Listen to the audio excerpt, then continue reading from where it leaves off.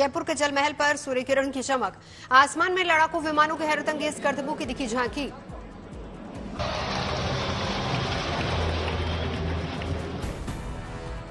Indian air force की Surya Kiran aerobatic team ने अलग अलग फॉर्मेशन बनाकर हवा में एक से बढ़कर एक हैरतअंगेज करतब पेश की।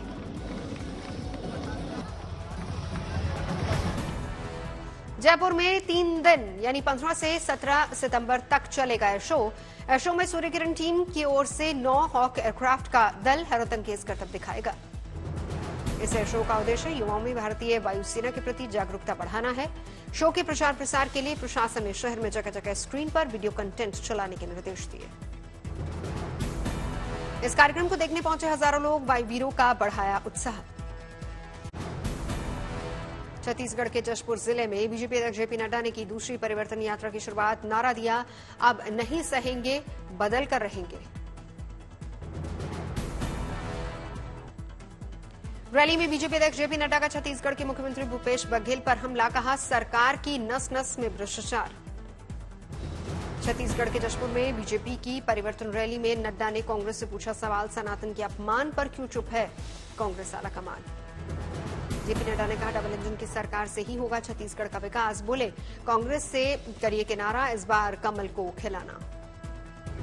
छत्तीसगढ़ के डिप्टी सीएम टी सिंहदेव ने की पीएम मोदी की तारीफ। बोले पीएम राज्यों के साथ भेदभाव नहीं करते।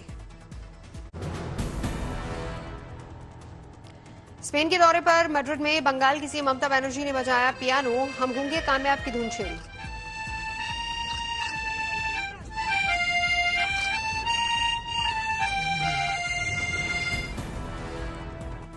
बिहार बीजेपी अध्यक्ष सम्राट चौधरी की लालू यादव को चुनौती, कहा अगर हिम्मत है तो सनातन के खिलाफ बोलने वाले आरजेडी प्रदेश अध्यक्ष से 24 घंटे के अंदर ले इस्तीफा।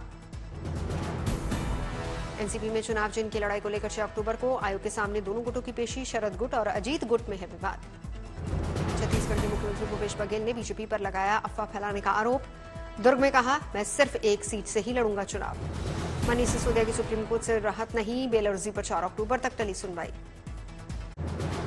बिहार के शिक्षा मंत्री चंद्रशेखर का रामचरितमानस पर फिर से विवादित बयान, पोटेशियम साइनाइड से की तुलना। जेडी विधायक डॉक्टर संजीव ने कहा मानसिक रूप से विक्षिप्त हो गए हैं बिहार के शिक्षा मंत्री।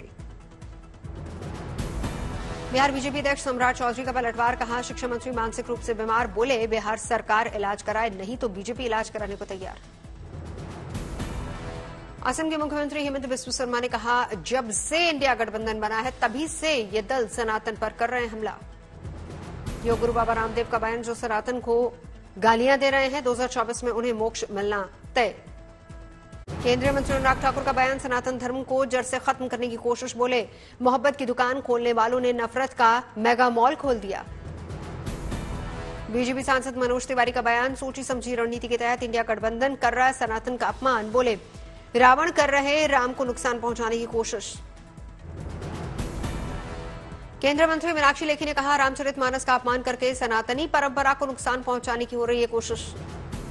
केंद्रीय मंत्री साध्वी निरंजन ज्योति ने राहुल गांधी को बताया नकली हिंदू। बोली सनातन के अपमान पर बोलने की हिम्मत भी नहीं जुटा पा रहा गांधी परिवार।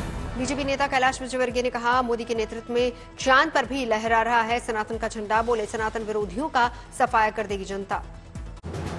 केंद्रीय मंत्री ज्योतिरादित्य सिंधिया बोले कांग्रेस चुनावी हिंदू। कहा सनातन विरोधियों के हिस्सा, लेकिन चुनाव में मंदिरों के लगाए चक्कर।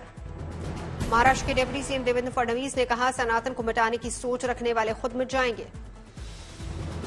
सनातन पर बयानबाजी के बीच डांसर सपना चौधरी का हमला। बोली सनातन पर हमला करने वाले अपने मंसूबों में कभी सफल नहीं होंगे।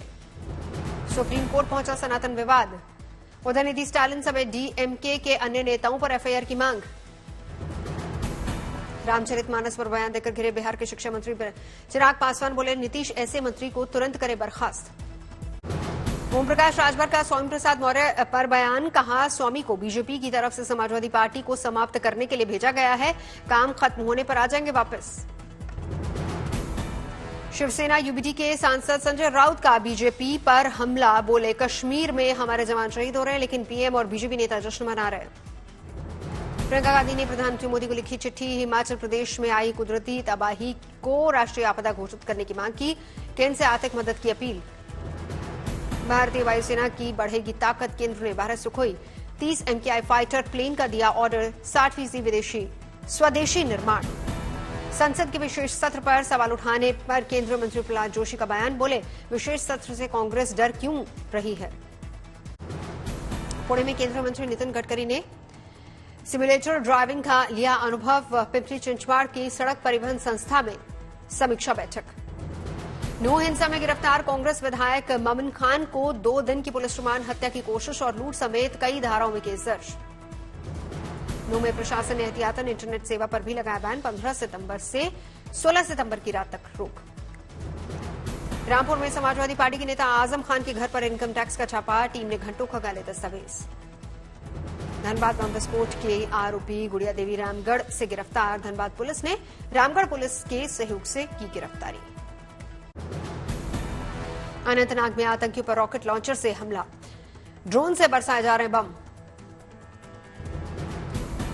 कोकना के जंगलों में मुठभेड़ सुबह से ही जारी, जख्मी 1 और जवान शहीद। कोकना के जंगलों में आतंकियों का अड्डा, 2 से 3 आतंकियों के छिपे होने की आशंका। सेना के जवानों पर आतंकियों ने धोखे से किया था हमला, पूरे इलाके में चल रहा है सर्च ऑपरेशन। ड्रोन से जंगल के पूरे इलाके की निगरानी, सेना की टुकड़ियों ने पूरे इलाके को खंगाला। सुरक्षा बलों की 10 टुकड़ियां स्पेशल ऑपरेशन रजिस्ट्री, पूरी तरह से घिर चुके हैं आतंकी। डीजीपी दिलबाग सिंह का दावा, जल्द मारे जाएंगे तीनों आतंकी। रक्षा राज्य मंत्री अजय भट्ट ने कहा, हम दुखी हैं लेकिन हम तैयार हैं आतंकियों को जवाब देने के लिए, दे रहे हैं माकूल जवाब। केंद्रीय मंत्री अनुराग ठाकुर ने कहा, आतंकी घटनाओं में कमी आई है, आतंकियों को मुंहतोड़ जवाब देंगे। अनंतनाग में शहीद मेजर आशीष का आज पानीपत में अंतिम संस्कार, शहादत को नमन करने उमड़ा पूरा गांव।